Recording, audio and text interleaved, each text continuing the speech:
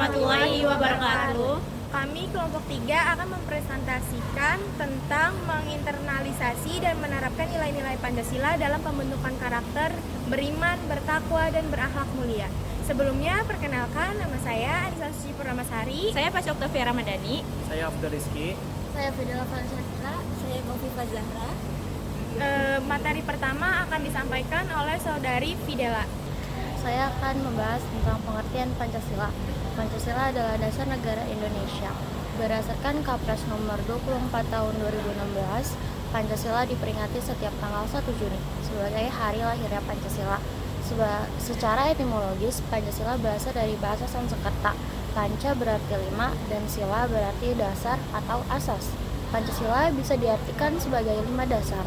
Pancasila dijadikan berbagai ideologi bangsa Indonesia karena nilai-nilainya berasal dari kepribadian asli bangsa Indonesia sendiri. Pengertian dari Pancasila menurut Dr. Rajiman Widyadiningrat, Pancasila adalah dasar negara yang menggambarkan identitas bangsa dan bertujuan menciptakan masyarakat yang adil, sejahtera, dan damai. Pancasila dipilih sebagai dasar negara berdasarkan pernyataan dalam pembukaan UUD 1945 alinea 4 bahwa negara Republik Indonesia yang berkedaulatan rakyat dengan berdasarkan kepada ketuhanan yang Maha Esa, kemanusiaan yang adil dan beradab, persatuan Indonesia, dan kerakyatan yang dipimpin oleh hikmat kebijaksanaan dalam permusyawaratan atau perwakilan, serta dengan mewujudkan suatu keadilan sosial bagi seluruh rakyat Indonesia. Berikutnya saya akan menjelaskan bagaimana sejarah Pancasila. Sejarah lahirnya Pancasila dimulai pada saat rapat Dokuritsu Junbi Kuchosakai atau yang kita kenal sebagai Badan Penyelidik Usaha Persiapan Kemerdekaan atau BPUPKI. BPUPKI merupakan badan organisasi yang dibentuk oleh pemerintah Jepang sebagai upaya memberikan dukungan kepada bangsa Indonesia. BPUPKI menggelar sidang pertamanya pada tanggal 29 Mei 1945. Dalam sidang tersebut, anggota-anggota BPUPKI membahas mengenai dasar negara. Dalam sidang kedua yang digelar pada tanggal 1 Juni 1945, Soekarno menyampaikan gagasan serta ide mengenai Pancasila yang akan menjadi dasar negara Indonesia dalam pidatonya yang berjudul Lahirnya Pancasila. Dasar pemikiran wawasan Nusantara adalah Pancasila dan Undang-Undang Dasar Negara Kesatuan Republik Indonesia tahun 1945. Sejarah Pancasila.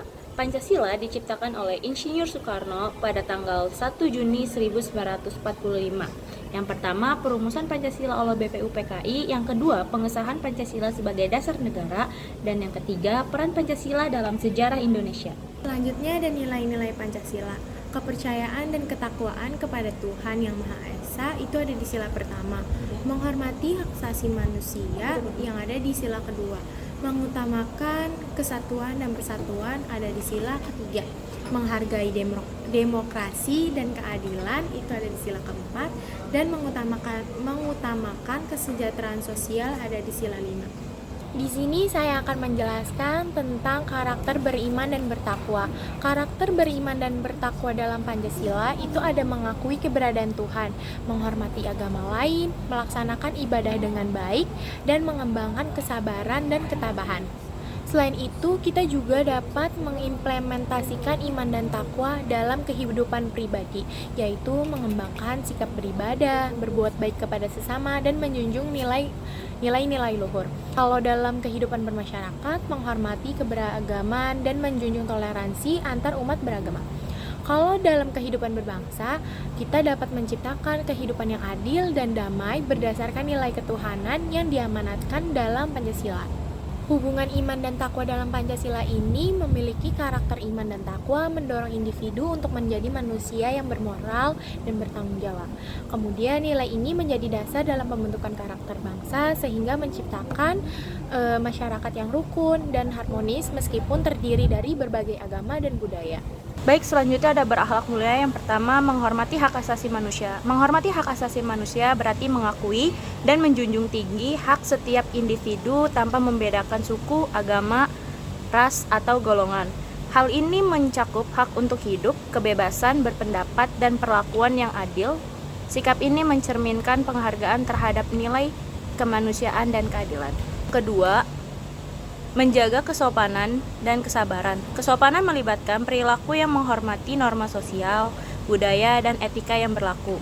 Sementara itu, kesabaran adalah kemampuan menahan diri, terutama dalam situasi sulit atau memancing emosi. Kedua sifat ini mencerminkan akhlak yang baik dalam berinteraksi dengan orang lain. Ketiga, mengembangkan empati dan solidaritas. Empati adalah kemampuan memahami dan merasakan apa yang dirasakan orang lain. Sementara solidaritas berarti menunjukkan dukungan dan kepedulian terhadap sesama. Keduanya penting untuk menciptakan hubungan sosial yang harmonis, mengurangi konflik, dan membantu mereka yang membutuhkan. Keempat, menghindari perilaku korupsi dan penindasan. Menghindari korupsi berarti menjauhi tindakan yang menyalahgunakan kekuasaan atau sumber daya untuk keuntungan pribadi.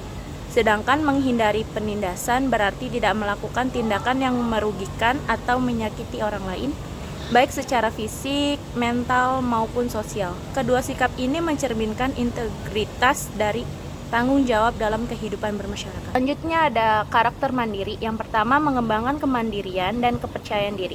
Kemandirian adalah kemampuan untuk mengandalkan diri sendiri dalam menyelesaikan tugas atau masalah tanpa bergantung pada orang lain. Kepercayaan diri mendukung kemandirian dengan memberikan keyakinan pada kemampuan dan potensi diri. Individu yang mandiri dan percaya diri mampu mengambil inisiatif dan bertanggung jawab atas pilihannya.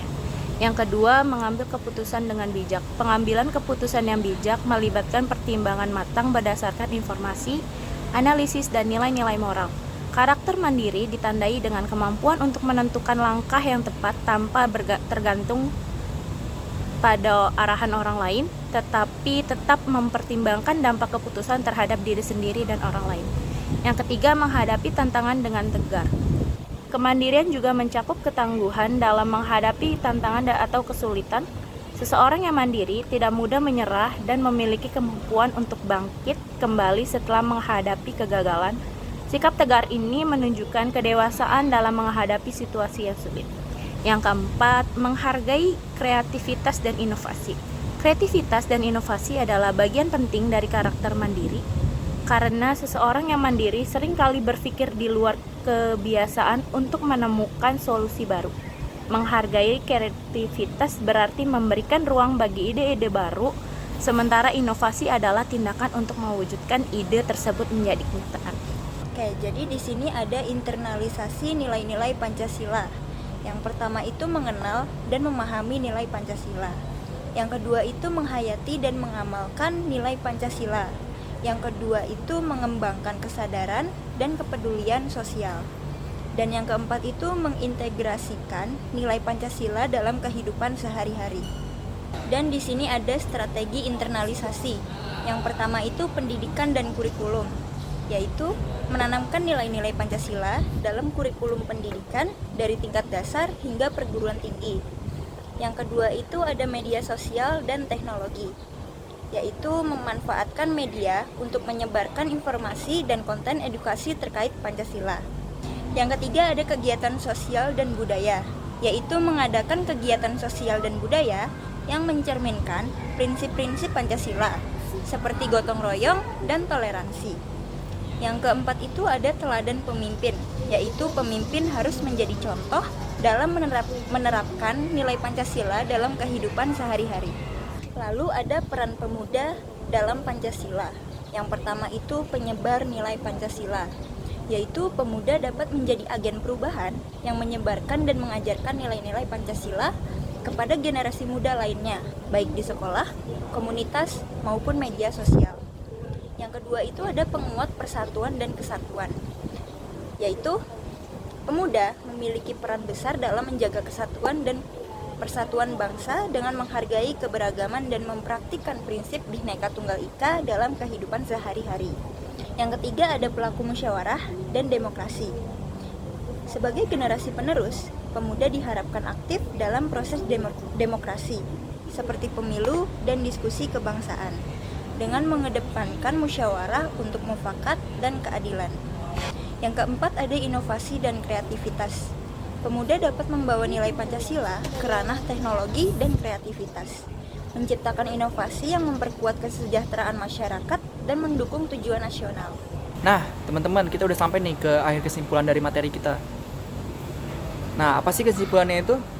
Nah, kesimpulan itu adalah internalisasi dan penerapan nilai-nilai Pancasila dalam pembentukan karakter beriman, bertakwa, berakhlak mulia, dan mandiri adalah bahwa nilai-nilai Pancasila berfungsi sebagai pedoman hidup yang mencerminkan identitas bangsa Indonesia. Nilai-nilai tersebut, jika diinternalisasi dan diterapkan, dapat membentuk individu yang pertama, beriman dan bertakwa kepada Tuhan Yang Maha Esa. Melalui sila pertama, setiap individu diarahkan untuk memiliki keyakinan spiritual yang kokoh dan menjalankan ibadah sesuai agama dan kepercayaannya masing-masing. Nilai ini juga menciptakan hubungan harmonis antara manusia dengan Tuhan. Yang kedua, ada berakhlak mulia. Nilai-nilai seperti keadilan, kemanusiaan, dan gotong royong membantu individu untuk bersikap santun, menghormati orang lain, serta berperilaku sesuai norma dan etika yang berlaku di masyarakat. Yang ketiga ada mandiri. Melalui penerapan nilai kerja keras, tanggung jawab, dan kemandirian, Pancasila itu mendorong individu untuk tidak bergantung pada orang lain, percaya pada kemampuan diri sendiri, dan siap menghadapi tantangan. Yang keempat ada kepribadian nasional. Internalisasi Pancasila membangun karakter yang mencintai tanah air, menghormati keberagaman yang ada, dan menjaga persatuan Indonesia. Nah, kesimpulan dari semua hal ini adalah dengan memahami dan menerapkan nilai-nilai Pancasila dalam kehidupan sehari-hari, masyarakat Indonesia dapat menciptakan pribadi yang unggul, harmonis, dan berkontribusi positif bagi bangsa dan negara. Internalisasinya dimulai dari lingkungan keluarga, sekolah, hingga masyarakat secara luas.